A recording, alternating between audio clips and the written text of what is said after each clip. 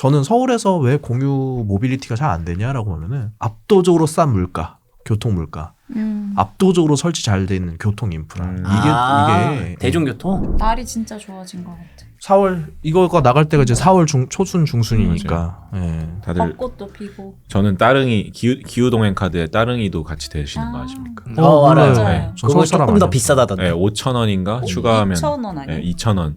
전문가. 기동카 전문가. 1시간 기독교 전문가야. 아시잖아요. 한정거장도 타고 다니는 사람. 여의도역에서 색강역까지 버스 타는 여자예요. 전문가야, 기독교 전문가야. 전 따릉이를 무조건 1년 구독해서 원래 쓰던 사람이거든요. 근데 1년 별로 안 비싸요. 1년 별로 안 비싸요. 10,000원, 20,000원 이런 계약. 맞아, 안 비싸. 원래 기동카 안 될 때부터 따릉이를 1년 구독해서 쓰던 사람인데 요즘에 날씨 좋아지면은 또 많이 타시잖아요. 따릉이 맞아요. 없어서 못 타고 막 그런 맞아. 정류장도 있는데 여의도에서도 전 점심시간마다 따릉이 타고 한강 가고 그러거든요. 네. 날씨 좋아질 때. 요즘 날씨 좋으니까 어. 따릉이 다들 많이 타시는지. 전 집 갈 때도 타요. 오. 집까지 따릉이 타면 대교 건너시고. 응. 맞아요. 따릉이 타면 한 40분 걸리거든요. 딱 유산소하기 딱 좋은 시간. 그쵸. 언덕도 올라가세요? 언덕이 딱히 없는데. 집 언덕이라 그러지. 아니지. 집 그리고 밑에. 이제 거기 집까지는 없어. 네, 세우는 게 없으니까. 역 근처에 있으니까. 저는 사실 경기도민이어가지고 네. 사실 따릉이가 저한테 그렇게 막 체감은 안 되긴 해요. 네, 오히려 저희는 경기도 내리면은 킥보드가 훨씬 많습니다. 킥보드, 네. 공유 킥보드. 킥고잉 뭐 이런 거 있던. 맞아요. 킥고잉, 뭐 스윙, 뭐 많습니다. 저희 집이 이제 그 위에 있다 보니까 킥고잉 가끔 쓰러져 있더라고요. 쓰러져 있다고요? 그냥 여기에서 이렇게 내려가지고 킥고잉 타고 쭉 올라온 다음에 집 앞에다가 그냥 던져놓던데. 맞아요. 그것도 문제예요. 좀 아무데나 막 던져놓고. 근데 그거 나 한 번도 안 타봐서 모르는데 네. 아무데나 던져놔도 되는 거예요? 돼요. 돼요. 그쵸. 근데 돼요. 지정된 데 해야 되잖아요. 그건 이제 그 뭐, 도로 네. 선이 있어요. 근데 음. 사실 아무데나 해도 돼요. 그거에 그렇구나. 대한 강제가 지금은 없죠. 근데 계속 규제를 하는데 뭐 이제 얘기를 앞으로 계속 하면서 나오는 얘기겠지만 킥보드 업체들은 굉장히 반발이 심하죠. 해외는 그냥 던져놓고 다녀요. 근데 일본 가면 안 그래요. 근데 나는 왜 반납할 때 그 벗어나니까 막 반납이 안 됐지? 그거는 이제 서비스 운영 지역 바깥이어서 네, 그러면 안 되지. 근데 그냥 그러니까 왜냐면 킥보드 주차 구역이 따로 있는 건 아니니까 그냥 이렇게 던져놔도 돼요. 근데 이제 이게 뭐 도의 경계, 시의 경계, 구의 경계에서는 이제 그 벌금이 물리거나 이제 이러니까 뭐 그런 제한은 있죠. 그래서 그런 거 그냥 자기 집에 가져가서 그런 사람도 있어요. 그냥 출퇴근용으로 아예 소유를 하시려고 공용 자전거나 킥보드를 집에까지 가져가시는 분들도 있어요. 공유 킥보드의 렌탈화가 되는 거죠. 맞아요. 그렇게 되면은. 근데 그건 좀 안 좋은 행위죠. 어쨌든 각자 필요한 데서 급박하게 써야 하는데 그렇게 하면은 충전도 잘 안 돼요. 그러면. 근데 그 공유 경제라는 게 한창 처음에 나올 때는 되게 이제 센세이션했고 네. 되게 시장이 커질 줄 알았는데 네. 제 개인적인 감정은 그 정도까지는 아니거든요. 지금은. 어때요 지금 상황이? 그러니까 경제적으로 효과를 막 엄청 보고 있다라기보다는 뭔가 복지 차원 이런 공공복지의 느낌? 소카가 공공복지하려고 그러니까 하는 건 아니죠. 서울시에서 이렇게 정부 정책으로 밀어줬을 때 따릉이? 효과가 있지. 소카나 이런 것들을 물론 잘 이용하지만 우리나라에서 엄청 활성화된 느낌은 아닌 것 같아요. 근데 내가 왜 이런 얘기를 하냐면 뭐 소카라든지 우버라든지 저는 이제 맨날 시장을 쳐다보고 있는데 뭐 주가가 뭐 별로 시원찮아요. 그렇다는 거는 시장에서 별로 크게 주목받지 못한다는 뜻이어서 의외로 그렇게 그 비즈니스 모델 자체가 생각보다는 별론가? 라는 생각이 좀 들더라고요. 어찌됐든 그 뭐 이제 뭐 소카 그린카 뭐를 특정 지칭하는 건 아닌데 수익이 별로 안 좋지 않고. 그래요? 예. 근데 이제 사고가 났을 때 보험료가 그 사고에 대한 대처비가 훨씬 많이 들어가요. 휴차료 청구가 되거든요. 그러니까 내가 좀 돈 좀 몇 푼 아끼겠다고 어떤 공유 자동차를 썼다가 사고가 나면은 이 회사에서는 영업을 못 하잖아요. 맞지. 그거에 대한 보상, 휴차료를 요구하거든요. 수리비. 근데 사실 그거는 내가 원하는 데 가서 수리도 하지 못해. 맞아요. 그럼 여기서 원하는 대로 청구를 할 수 있거든요. 그러니까 뭐 이제 임의로 청구를 하는 것보다는 다 산정이 된 게 있겠지만, 근데 거기서 굉장히 뭐 어느 정도 마진이 많이 남는다고 하죠. 보면은. 그러니까 사실 여전히 성숙화되긴 어렵다.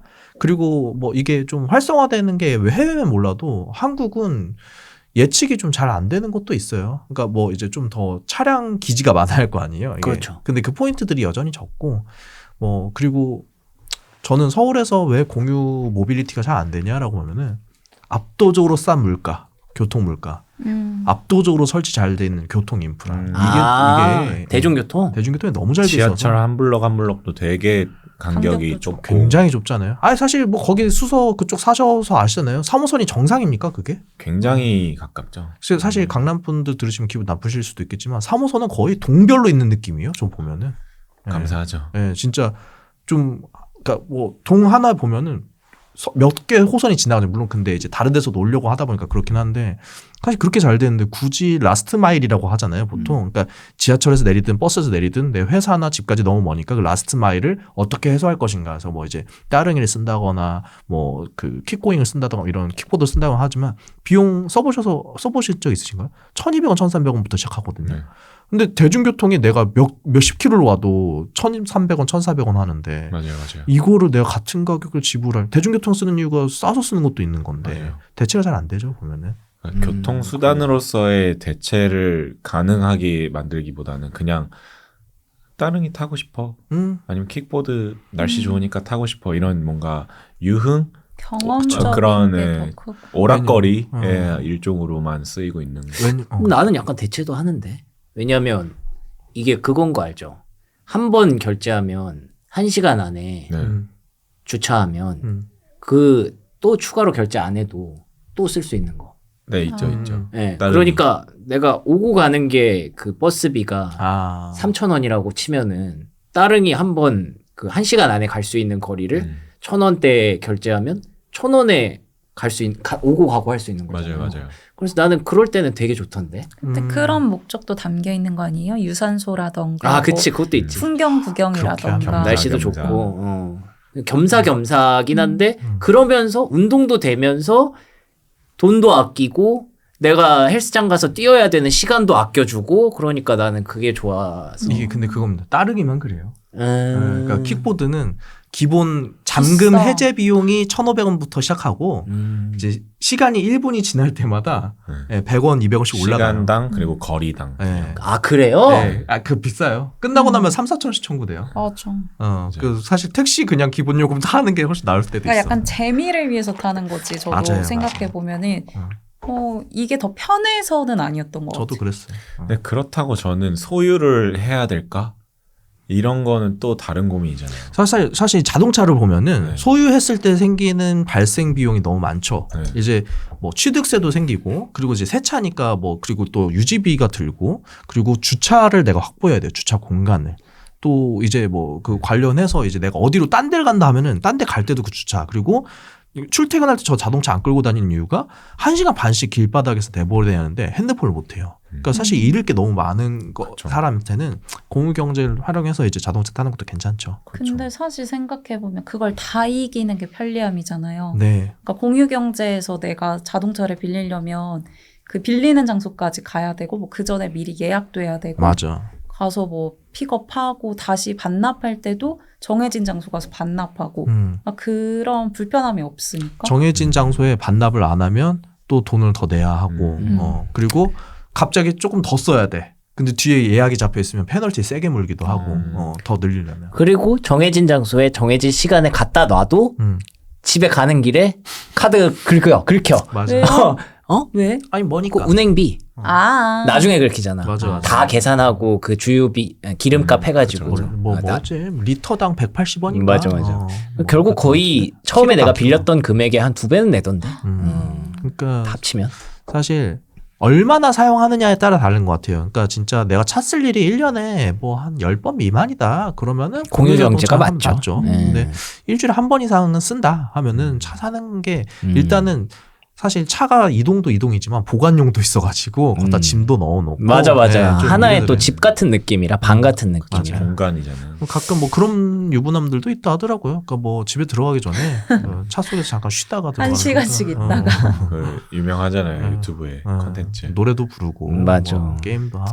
아니 근데 우리가 너무 이 이동 수단만 얘기하고 그쵸. 있는데. 아, 그러네. 공유 유휴 경제가- 공간에 대해서 또 얘기해 보면 공유 경제가 이게 끝이 아니잖아요. 또 뭐가 있죠? 오피스? 대표적으로 오피스나 에어비앤비 에어비앤비 그렇죠. 사례로 공유 공간에 대해서 얘기해 볼 수도 근데 있겠네요. 오피스는 잘 안 되나 봐. 위워크가 공실이 엄청 많대요. 그러니까 다 망하고 있대요.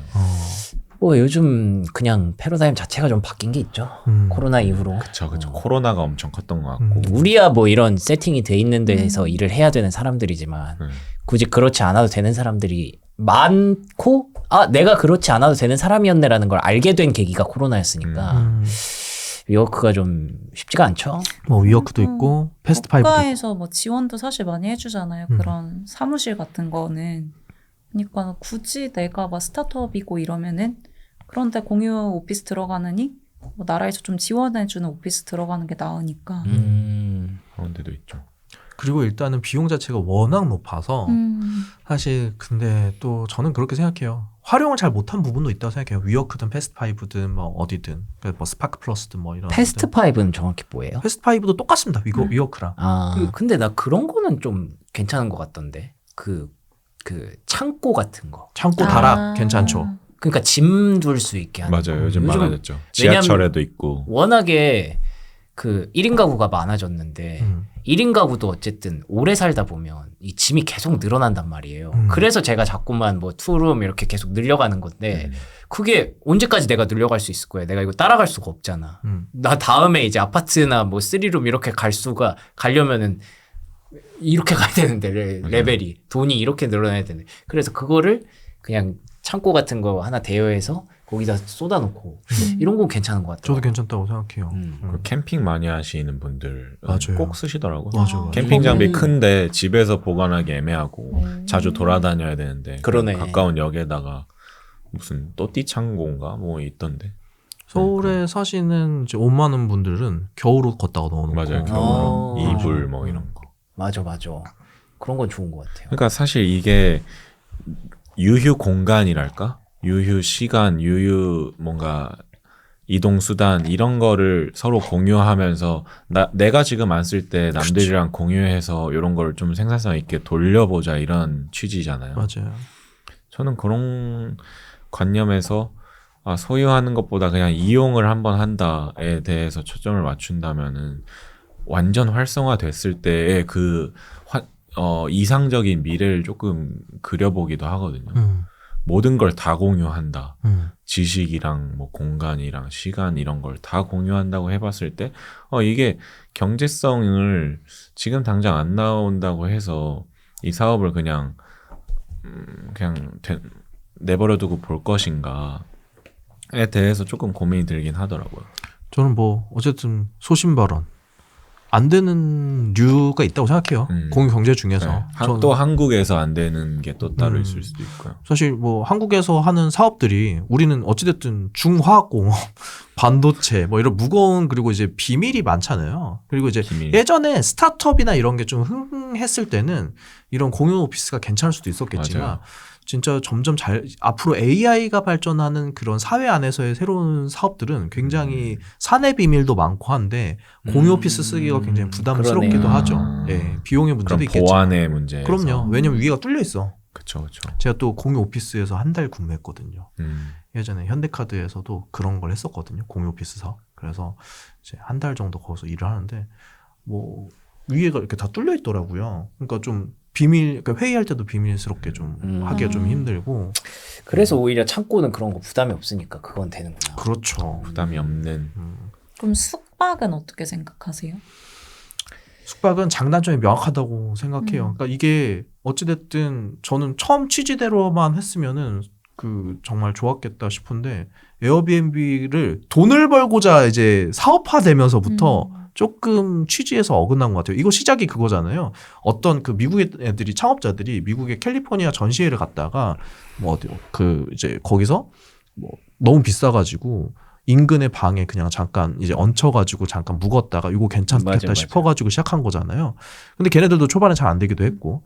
근데 이게 뭐 저는 ESG 관점에서 낭비하지 않고 어떤 공간을 새로 창출할 수 있다는 게 굉장히 효율적이라고 생각하는데 점점 이게 사업화가 되면서 오피스를 하나 전세로 뭐 월세로 한 다음에 월세 전전세 뭐 이런 식으로 해가지고 또 하니까 임대업으로 가버리니까 사실 그렇게 되면 원래 이 에어비앤비를 할 만한 지역에서 하면은 문제가 안 되는데 주거 시설 안에다가 에어비앤비를 하면서 주변의 인근에도 이제 소음 민폐도 생기고 그리고 이제 또 단점. 그러니까 뭐 저는 에어비앤비를 잘 쓰긴 합니다만 몰카 이슈에서도 사실 자유로울 수는 없긴 해요. 그러니까 이제 어떤 호텔이나 이런 데면은 이제 브랜드가 관리하기 때문에 사실 굉장히 엄격하게 관리를 하겠지만 개인이 했을 때는 그 사람과의 어떤 사생활이 보장이 안 될 수도 있다라는 우려도 있긴 하죠. 그리고 서비스 측면에서 저도 잘 이용을 안 하는 게 사실 호텔은 치워주는 사람도 있고 그러니까 금액이 엄청난 차이가 안 난다고 생각하거든요. 생각보다. 맞아. 근데 내가 에어비앤비를 가면 뭐 설거지도 내가 하고 쓰레기도 내가 버리고 그러니까 이게 비용적으로 확실히 메리트가 있는 것도 아닌데 그런 서비스까지 못 누린다? 그러면 굳이 선택 안 할 것 같아. 내가 느끼는 확실한 메리트는 하나 있어. 해외여행 갔을 때 2명 이상 갔을 때 그렇지. 여러 명 가면은 집 한 동 빌리는 게 최고야. 왜냐면 호텔은 끼케야 2명의 원베드 해가지고 3명 그 정도밖에 안 되는데 4명 이상 되면 방 2개 해서 뭐 침대 2개씩 놔주면은 그것만 한 게 없어. N방 했을 때 효율 최고죠. 진짜로. 그리고 일본이나 다른 근처 동아시아 국가 갔을 때 결국에 가정집이 어떻게 생겼나 모르잖아요. 맞아. 근데 그런 거 경험해보는 게 되게 맞아. 좋던데. 맞아. 저 홍콩 갔을 때 그거 느꼈던 게 에어비앤비로 갔거든요. 진짜 나는 그 정도로 홍콩이 폐쇄적인지 몰랐어. 그냥 유명하죠. 대문 앞에 막 쇠창살 같은 거 다 달려 있던데. 그리고 복도도 진짜 사람 못 지나가는. 근데 어쩔 수 없지. 그 홍콩이라는 낭만적이야. 곳이. 그래요? 저는 낭만이요? 홍콩 그런 거 좋아해요. 그렇지 않습니다. 그 옛날 홍콩 영화에서 저 그런 거 보던. 좋아해요. 좋아요. 그 뭐였지? 그 낭만적인. 중경상리. 나 이런 거 좋아하거든. 기가 막히지. 그러니까 저는 약간 그런 꼬질꼬질한 거 좋아하거든요. 맞아. 근데 그 꼬질꼬질함 안에 또 나름 질서가 있고. 그러니까. 맞아. 그 재미가 있죠. 에어비앤비는 그곳의 문화를 경험한다는 게 굉장히 크네요. 왜냐면 에어비앤비가 사실 이제 숙박만 하는 게 아니라 거기서 클래스도 하잖아요. 보면은 그러니까 그 현지 클래스 워킹도 같이 하고 뭐 요리도 같이 하고 그리고 그 한국이면 한국 에어비앤비 가보면 한식 만들기 클래스도 있고 막 그러거든요. 그래서 사실 이제 주거 문화를 경험해볼 수 있다라는 게 굉장히 큰 메리트겠네요. 그런 게 굉장히 홍콩 사람들이 이렇게 사는구나라는 것도 느끼고. 맞아. 저는 그런 측면에서 에어비앤비도 뭐 좋은 거긴 한데 사실 이제 그런 것 때문에 변질이 많이 됐다. 그런 게 좀 아쉽고 또 언급하고 싶은 건 이제 제가 짠테크 때 얘기했던 거. 피클 플러스 같은 거. 플러스. 이거 말고도 뭐 있어요? 무슨 땅콩 월넛인가 뭐 이런 것도 있고. 그러니까 이제 그래요? 그러니까 구독 경제를 이제 공유 경제로. 그렇죠. 구독 경제가 너무 비싸니까. 그러니까 윌라, 네이버 membership, 넷플릭스 다 구독을 해야 하는데 넷플릭스는 이제 공유를 좀 막고 있잖아요. 근데 그 외에는 특히 한국의 구독 비즈니스들은 4인 구조로 일단은 금액을 책정해 놓고 엠빵 하는 거는 노터치 하는 약간 그런 식으로 가거든요. 넷플릭스가 막은 거를 한국은 안 막는구나. 한국은 못 막죠. 그러니까 왜냐면 가격 경쟁력이 그렇게 있다고 보기 어려우니까 공유를 해서라도 써라. 그리고 사실 아직 성숙화가 안 된 것 같아요. 그러니까 넷플릭스에 대해서는 이제는 공유 안 하고도 충분히 할만해라고 생각하겠지만 아직 웨이브 티빙 이런 데는 여전히 한국인들이 봤을 때는 단독 오리지널이 그렇게 많다고 생각하지도 않고. 그렇죠. 예. 다른 데서 그리고 중첩돼서 제공되는 OTT가 많아요. 그러니까 넷플릭스 단독 오리지널인 게 있겠지만 이게 한국 KBS 최근에 SBS 모래시계나 이제 야인시대 이런 것도 다 넷플릭스 들어갔잖아요. 맞아요. 그 사실 그렇게 되면 웨이브 왜 보지? 이 생각할 수 있거든요. 맞아요. 예, 그러니까 이제 확실히 이 플랫폼을 꼭 내가 이용하면 한다라고 하는 게 아니면은 공유하는 걸 더 이상 막지는 못하죠. 그래야지. 그리고 그렇게 해야 어찌됐든 수요가 있는 사람들 그렇게 해서 좀 더 사이즈를 아직 다 못 키운 상태니까 더 키워야 하고. 진짜 OTT는 그냥 넷플릭스가 거의 이제 지배를 했다고 봐도 과언이 아니라서 다른 쪽에서는 그걸 어떻게든 한 명이라도 더 끌어와야지. 그렇죠. 맞아요. 그걸 막을 수는 없겠네요. 4인, 6인. 쿠팡은 10명까지 되잖아요. 그래요? 네. 그리고 네이버 멤버십도 가족들이랑 해서 최대 4명까지인가 공유할 수 있거든요. 그러니까 왜냐면 매일매일 내가 네이버에서 쇼핑을 20만 원씩 못 하잖아, 몇 달에.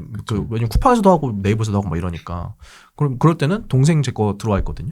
그리고 저는 또 OTT 다 하고 있으니까 네이버 멤버십이 주는 그 OTT를 혜택을 못 써요, 저는. 그러네. 하고 있으니까. 그래서 동생 보고 너 이거 활용해서 하는 컨텐츠 너 가져라 해가지고 하고 있거든요. 그러니까 그런 식으로 좀 분배가 되죠. 근데 그게 또 정책이 각자 너무 자주 바뀌어가지고 그게 또 골치 아파가지고 저는 그러다가 그냥 결국 몰라 그냥 결제해 이렇게 되더라고. 맞아요.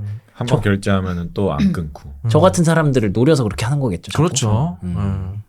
또 누군가 또 악착같이 하고 부지런한 사람, 몰라 그 게으른 사람. 인생의 방향은 별 차이는 없습니다. 네, 뭐 많이 얘기하잖아요. 네, 그렇지만 그것만으로 뿌듯하다 나는. 내가 그렇게 아꼈다는 것 자체에 너무 뿌듯하다. 그러면 지금 안 나와 있는 것 중에 공유 경제로 할 만한 게 뭐가 없을까?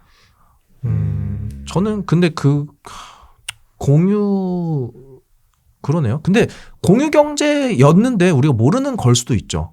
가령 학습지 선생님. 학습지 선생님이 나만을 위한 과외 선생님이었다가 선생님이 내가 이 과외 선생님을 쓰지 않은 시간에 다른 사람이 쓰게 되면서 나의 과외비가 내려가는 게 있잖아요. 맞지. 그럼 그건 공유 경제 아니에요? 혼자 했을 때 40만 원이었다가 둘이 해서 30 이렇게 되는 네, 그렇게 내려가는 거죠. 그룹 과외가 이제 공유 경제가 되죠. 또 그렇게 되면은 그게 정말 그렇죠. 매싸게 퍼지면 학습지가 되는 그렇네. 거고. 네. 사실 그래서 이제 뭐 눈높이 뭐 이런 거 있잖아요. 그러니까 대교 이런 데는 청호 나이스 정수기 이런 것도 많이 하죠. 그러니까 이제 공유 경제에 익숙해진 사람들은 그쵸, 이제 렌탈에 대한 비즈니스도 굉장히 이해가 높아지고 그게 그래서 구독 경제로 이어진 거로 될 그렇기도 하죠. 예. 아니 그러고 보니까 공구도 그런 거. 공구. 사실 사실 집에 놔두고 쓰기에 1년에 몇 번 안 쓰는. 아니. 공동구매. 공동구매. 인스타 공동구매. 가격이 떨어져. 공구 이거. 오늘 좀 감을 못 잡네. 오늘 훌륭한데. 감이 많이 떨어져. 사실 공구까지는 공구부터 조금 애매한데 저 요거 그 당근에서 제가 최근에 스팀 청소기를 사고 싶어가지고 막 당근을 봤거든요. 비싸더라고. 20만 원이야. 근데 팔기도 하지만 빌려도 드립니다 해서 집 앞까지 2만 원에 갖다 주겠다는 거야 일반인이. 자기가 그래서 자기 비쌀 청소기 쓰다가 필요하면 자기가 직접 공유 경제를 하는 거예요. 그런 식으로. 공유 맞네 그거. 한 번에 2만 원이요? 한 번에 2만 원이요. 그냥 괜찮지. 왜냐면 스팀 청소기 19만 원치 사가지고 잘 안 쓴대요 생각보다. 근데 2박 3일에 2만 원이면은 2박 3일. 네, 2박 3일 그래서 3일 내내 3일 내내 내가 그동안 밀려놓은 스팀 청소기 내가 다 해야겠다 하고 다 하고 다니는 거야. 근데 해보면 알거든. 이게 내가 사놓고 꼭 굳이 구비할 필요도 없고 또 공간이 작잖아요. 사람들이 사는 공간이. 근데 스팀 청소기 그거 큰 거 어디다 넣어놓을 수가 없는데 그런 식으로 넣어놓을 수 있어요. 다이소 에어랩 이런 거는 공유 안 해 혹시? 다이슨이에요. 다이소네. 다이소랑 다이슨이 하니까 한 끗 차이인데 엄청 크게 다르네. 다이슨 에어랩. 다이소에서 에어랩이라구나. 그런 게 나왔나 했네. 생각해본 적이 없는데. 근데 사실 괜찮을 것 그거는 같은데? 약간 위생도 그런가? 영향이 있잖아요. 그러니까 이 위생을. 근데 그 생각해보니까 이게 렌탈과 공유가 한 끗 차이다. 그럼요. 카메라 여행 갈 때 카메라 렌탈해서 쓰잖아요. 사실상 그게 공유 경제지 생각해보면. 그렇죠. 네. 그래서 금액이 다운되는 거잖아요. 근데 전 추천하지 않습니다. 그거는 렌탈 샵이라는 뭔가 주체가 플랫폼이 정해져 있는 거랑 우리 모두가 나눠 쓸래 이렇게 되는 뭔가 네트워크식의 확장이랑 차이가 있는 것 같아요. 플랫폼이냐 주체가 일방향성이냐의 차이는 있겠네요. 그랬을 때 모두가 렌탈샵이 될 수 있어야 그런 게 공유 경제가 되는 건데. 그 가령 제 친구가 가끔 아주 이거 봐가지고 볼 수도 있는데 제 친구가 좀 부자거든요. 우리 학교 동문인데 세종고 대생 명문 대종고. 그 친구 갑자기 이제 우리끼리 인강이 유행했단 말이에요. 고등학교 때 메가패스 50만 원짜리면 다 보는 거였단 말이에요. 막 하는데 막 그런 친구들 있잖아요. 나 이 선생님 1타 강사 실제로 오프라인 강의도 받으러 갔어 막 이랬는데 우리끼리 친구들끼리 알았거든. 그러니까 막 자랑하고 싶잖아요. 그 선생님 실제로 봤다고. 그치 그땐 스타인데. 네, 근데 정말 여유 있는 친구 중에 한 명 그 선생님 집으로 불렀거든요. 와. 꼭 그런 애가 있더라. 아니 그거 내가 듣기로 어마어마하다던데 비용이. 비용 많아. 그래도 안 온다던데. 100단이에요? 다 그렇게 하고 무슨 있더라고. 소리야? 아니에요? 그 사람들한테 한 시간이 몇 백인데. 그 사람 직접 슈퍼카 끌고 와가지고 해주는 건데. 그래. 아무튼 그 효과가 있었어요. 그 친구는. 수능 끝나면 슈퍼카로 데리러 오더라고. 맞아요. 그래서 이제 강의 마치시고 밤에 오시더라고요. 자정쯤에 와가지고 이제 막 해주시는데, 이게 뭐냐면, 이렇게 자기는 학원 가서 그 선생님 봤다고 막 자랑하는데 나는 알거든. 이 친구 밤에 그 선생님 와가지고 과외해주거든. 근데 보면은 이거는 단독 과외지만 이 사람이 어떤 메가스터디에서 플랫폼을 통해서 우리 공유 경제로 같이 보고 있었거든. 이게 그 차이가 있지. 그래서 세상이 굉장히 넓다. 공유경제 싫어? 그럼 다 지불하면 됩니다. 제대로 된 공유가 아닌 것 같은데 비대칭공인데요, 그거는. 그래서 우리가 뭐 그걸 다 감당할 자신이 없다면 공유하면 좋다. 그래서 왜냐면 사실 공유도 돈에 아끼는 것도 있지만 점점 1인 가구화되고 핵가족화 되잖아요. 네. 이제 핵가족도 아니긴 하지만 거의 네. 굉장히 소형화되다 보니까 핵개인의 시대다. 그렇죠. 뭐 그러다 보니까 집의 공간 규모도 점점 줄어들고 있잖아요. 그렇기 때문에 짐을 놓을 곳이 없기 네. 때문에 공유 경제가 더 활성화되는 측면도 나눠 써야 있죠. 돼요. 네, 맞아요. 나눠 써야 됩니다. 우리 또 IMF 때 우리 한참 얘기했지만 아나바다라고 아나바다 아끼고 나눠 쓰고 바꿔 쓰고 다시 쓰자. 이게 사실 공유 경제의 시초거든요. 우리나라에서 시작된 게 많습니다. 맞습니다. 메타 플랫폼스도 싸이월드에서 시작됐고 우리나라 맞네, 정말 맞네. 잘합니다. 진짜 이게 한국말이 굉장히 큰 어들이었지. 예. 직지심체 전 세계 최초의 네. 그래서 그런 생각을 한다면, 예. 좀 또 뭐 공유 경제, 저는 그런 측면도 있다고 생각합니다. 이제 뭐 정리했으면 좋겠나요? 네네 정리 예. 이제 하죠. 그래서 뭐 또 저는 제가 김구 선생님 참 좋아하잖아요. 네. 예,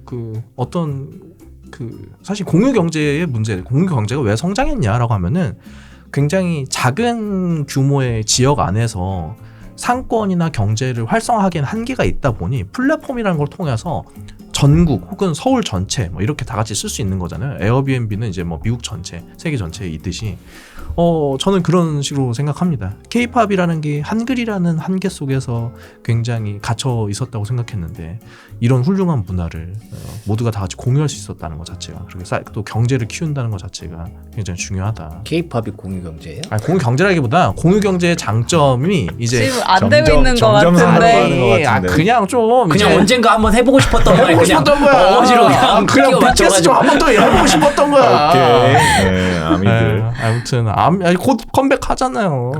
좋습니다. 아무튼 공유 경제 그렇습니다. 화이팅, BTS 네. 화이팅, BTS 화이팅. 네, 아무튼 K-팝 화이팅. 감사합니다. 네.